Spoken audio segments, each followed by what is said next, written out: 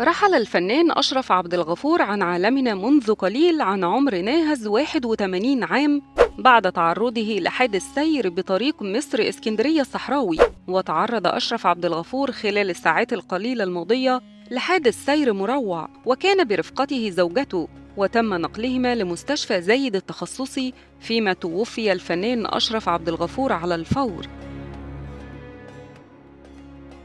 هرعت الفنانة ريهام عبد الغفور وشقيقها ونقيب المهن التمثيلية الأستاذ أشرف زكي مسرعين إلى مستشفى زايد التخصصي بسبب وفاة الفنان الكبير.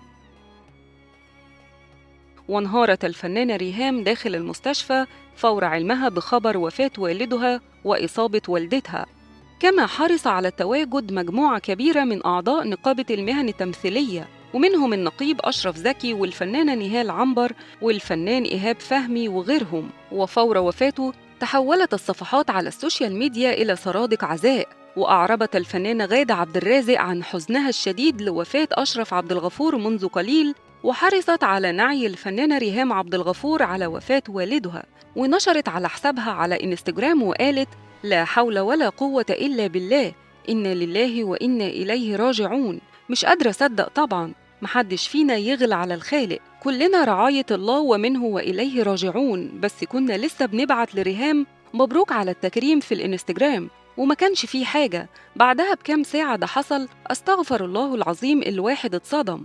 ربنا يرحمك يا أستاذ، يا راجل، يا محترم، يا جميل، يا كل الصفات الحلوة كانت فيك، ويصبرك يا بنته بجد ويقويكي يا رب العالمين، بولادك واخوانك واهلك وجوزك، اللهم امين. ومش عارفه الصراحه اقول ايه تاني، الجنه ونعيمها باذن الله.